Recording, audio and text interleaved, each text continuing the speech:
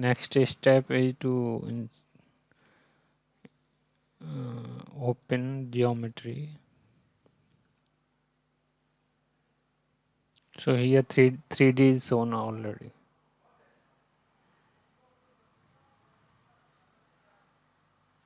So we have double click on geometry.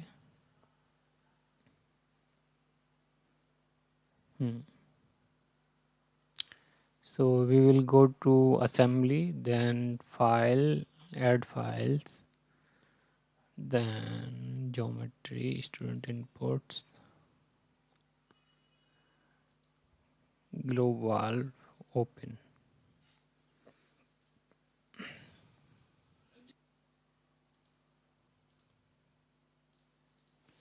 So these are the files here.